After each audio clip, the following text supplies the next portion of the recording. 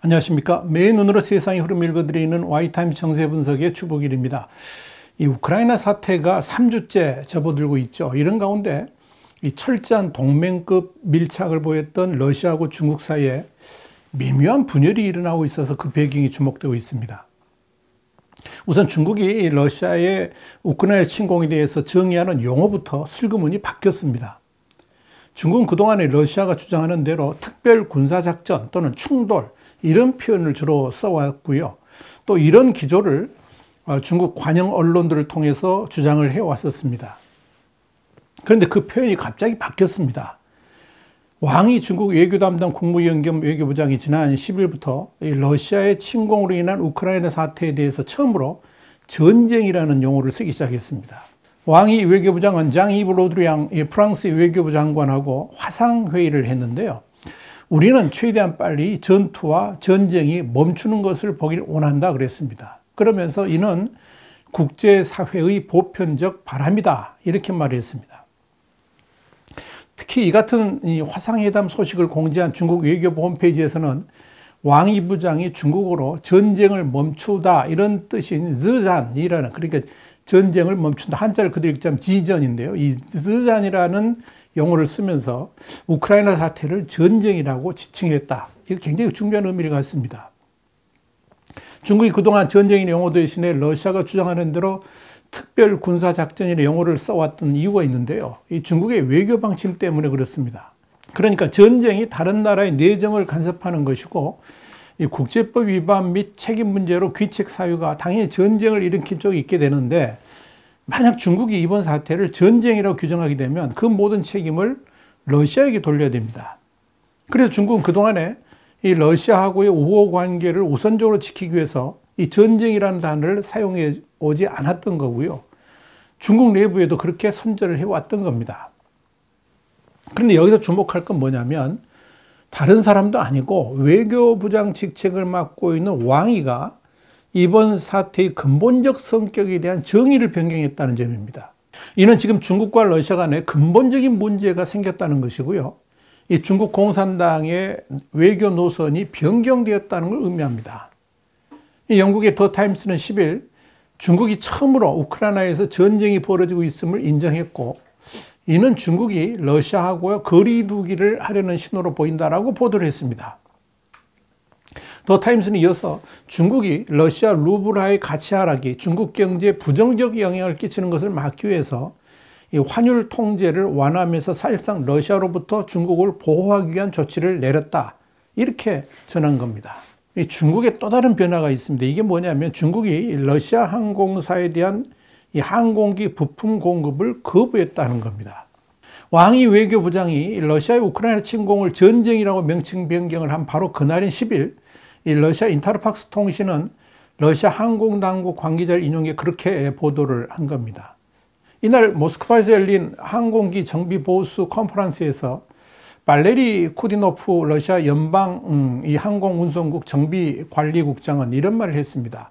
러시아는 항공사들이 자체적으로 부품을 공급할 수 있는 업체를 찾도록 지시했다. 그러면서 중국에도 요청했지만 거절당했다는 정보를 받았다, 이렇게 말했습니다.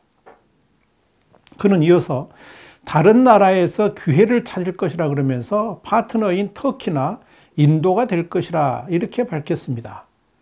러시아는 미국 등 서방 세계의 제재로 보잉과 에어버스가 이미 부품 공급을 중단하면서 항공 부문 역시 부품 공급에 애를 먹고 있습니다. 이 같은 내용에 대해서 중국 정부는 입장을 밝히지 않고 있습니다만은, 이게 사실이라면 중국이 러시아에 대한 제재에 동참하기 시작했다, 이런 점에서 주목을 끄는 겁니다. 중요한 것은 이 우크라이나 침공을 둘러싼 서방의 제재로 러시아 항공사들이 심각한 압박을 받고 있음을 인정하는 동시에 중국으로부터 아무 도움을 받지 못하고 있다는 사실이 처음 공개됐다는 점입니다. 러시아 외교부는 지난 3일 러시아 여객기의 안전이 위협받고 있다라고 밝힌 바 있습니다.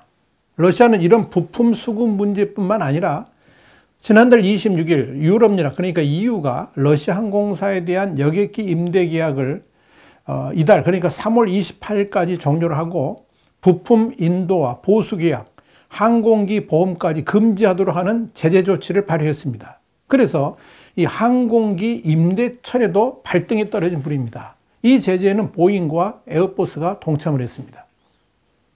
자, 이렇게 되면 사실상 러시아의 하늘길 자체가 완전히 폐쇄되는 결과를 불러올 수도 있습니다. 현재 아에로플로트하고 S7 에어라인 같은 러시아 항공사들이 운영하고 있는 항공기 980 가운데 777대가 보잉과 에어버스에서 임대한 여객기입니다. 자, 이렇게 되면 이 러시아가 이들 항공기를 사들이지 않는 한 항공기를 모두 반납을 해야 됩니다. 반환을 해야 됩니다. 그런데 이건 이미 러시아의 국제통화금융체제, 그러니까 스위프트에서 배제된 상태이기 때문에 사실상 거의 불가능에 가깝다고 해야 될 겁니다. 줄 돈도 없습니다. 사태가 이렇게 번져가니까 러시아 정부는 항공기 임대 비용을 달러가 아니라 러시아 화폐인 루블화로 지불하라, 이렇게 지시를 했고요. 임대가 취소되더라도 반환을 금지하도록 했습니다. 쿠디노프 국장은 러시아 기업들이 해외에 등록된 항공기를 러시아에 재등록하려고 애를 쓰고 있다라고 말을 했습니다. 자, 그런데 여기서 관심을 끄는 게요. 중국이 그동안 이 서방 세계의 대러시아 경제 제재를 불법이라고 그러면서 반대 입장을 분명히 해왔었죠. 그런데 정작 중국 역시 이런 제재에 사실상 동참하기 시작했다는 점입니다. 이건 중국의 대러시아 외교 방침이 변경되지 않는 한 불가능하다는 점에서 결국 중국이 러시아하고의 거리두기를 하면서 서방 세계의 러시아 경제 제재 여파가 중국에 미치는 것을 막기 위한 조치를 취하기 시작했다, 이렇게 보면 될 것 같습니다. 중국이 왜 러시아하고 거리두기를 할까? 이게 궁금하죠. 분명한 것은 이 중국이 러시아하고 관계를 조정하기 시작했다는 겁니다. 그것도 중국이 그동안 큰소리 쳤던 대로 러시아하고의 관계를 더욱 강화하는 게 아니라 오히려 거리두기를 하는 쪽으로 급선회를 하기 시작했다는 겁니다. 이런 중국의 외교 변화는 사실상 시진핑 주석의 대외적인 외교 노선 자체를 수정했다는 것이어서 눈길을 끕니다. 일본의 요미우리 신문은 지난 2월 28일 시진핑 주석이 러시아의 우크라이나 침공에 대한 태도 표명을 유보하면서도 미국과 유럽의 제재와 관련해서는 러시아를 지원을 하도록 지시한 것으로 27일 파악됐다, 이렇게 중국 베이징발로 보도를 한 바 있습니다. 그런데 이 시진핑의 이런 지시가 사실상 철회되었다는 건데요. 이건 중국 공산당 내부에서 분명히 여기에 대한 논란이 있었고 결국 중국의 국익을 지키는 쪽으로 외교 노선 변경을 결정하게 되었다는 것으로 볼 수가 있을 겁니다. 이렇게 중국이 그동안 미뤄왔던 대러시아 정책에 급 브레이크를 걸 수밖에 없었던 것은 미국의 강경한 대중국 경고 때문인 것으로 보입니다. 미국 시간으로 지난 8일 러시아의 우크라이나 침공에도 불구하고 러시아를 간접 지원하려고 하는 중국에 대해서 미국이 결국 러시아하고 거래하는 중국 기업과 개인에 대해서 2차 제재, 그러니까 세컨더리 보이콧 가능성 카드를 꺼내든 바 있죠. 지난 한번도 미국 상무장관은 뉴욕타임즈하고 인터뷰에서 미국의 러시아 수출 제한 조치를 무시하는 중국 기업의 파괴적 조치를 가하겠다, 이렇게 경고를 했습니다. 그러면서 중국 최대 파운드리, 그러니까 반도체 위탁 생산 업체인 SMIC, 그러니까 중산고지를 콕 찍어가지고 명시를 했습니다. 자, 이런 미국의 강력 경고에 자오리젠 중국 외교부 대변인은 9일 정례 브리핑에서 미국은 우크라이나 문제와 러시아하고의 관계를 처리하면서 중국의 우려를 엄정하게 다뤄하며 어떤 방식으로든 중국의 권익을 해쳐서는 안 된다, 그러면서 중국 기업과 개인의 합법적 권익을 지키기 위해서 필요한 모든 조치를 취할 것이다, 이렇게 강력하게 반발했습니다. 그러나 사실 중국 내부에서는 이런 미국의 경고를 매우 심각하게 받아들인 것으로 보입니다. 사실 이 서방 세계의 강력한 대러시아 경제 제재로부터 회피할 수 있는 방법은 오직 중국밖에 없고 또 중국은 충분히 그렇게 할 수 있다는 암시를 그동안 계속 피력해 왔었죠.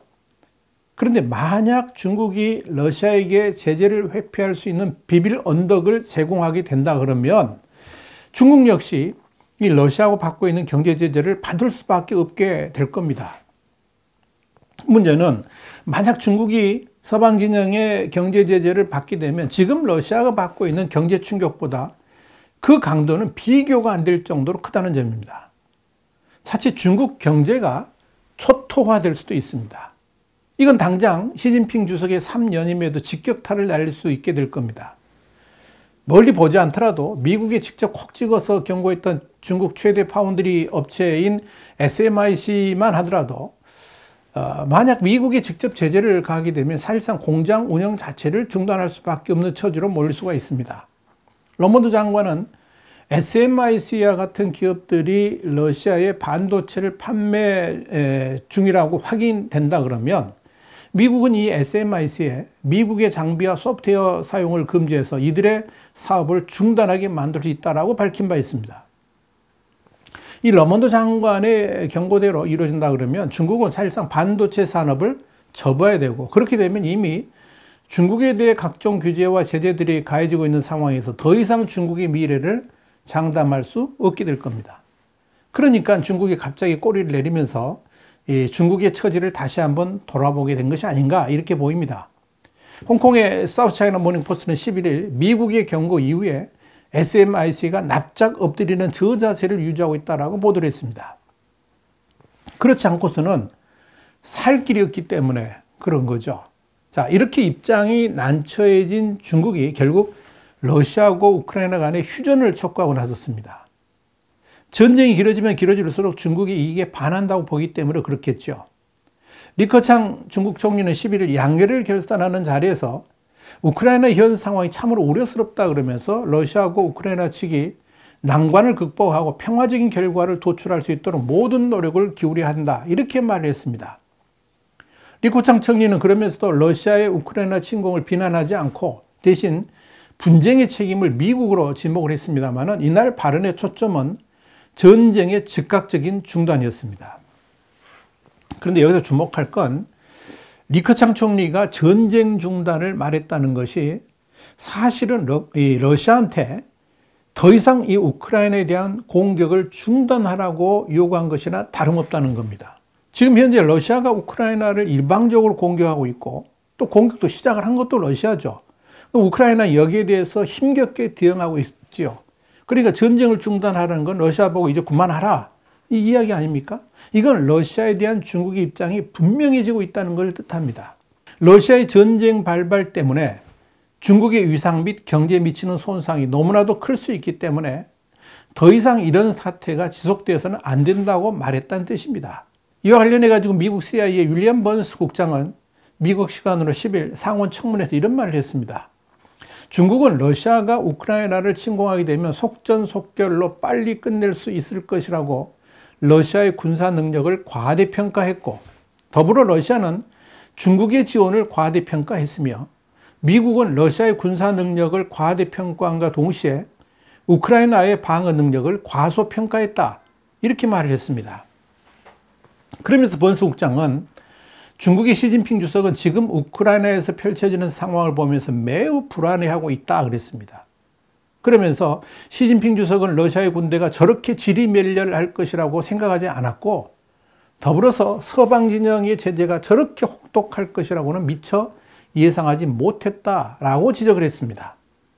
그래서 중국은 그동안 러시아하고 서방 진영 사이에 중간 지점에 위치하면서 사태를 관망하고 있었는데 예상대로 흘러가지 않으니까 중국의 외교적 태도도 이 변화의 조짐이 보인다라고 말을 한 겁니다. 여러분, 이렇게 중국은 결국 꼬리를 내리고 사태를 관망하고 있습니다. 더 이상 러시아에게 힘을 실어주지 않겠다는 분명한 태도를 보이기 시작한 겁니다. 이런 중국의 태도에 러시아의 푸틴은 과연 어떻게 반응하게 될까요? 자, 푸틴의 그 다음 수가 궁금해집니다. 와이타임스 정세분석이었습니다. 다음 시간에 다시 뵙겠습니다. 감사합니다.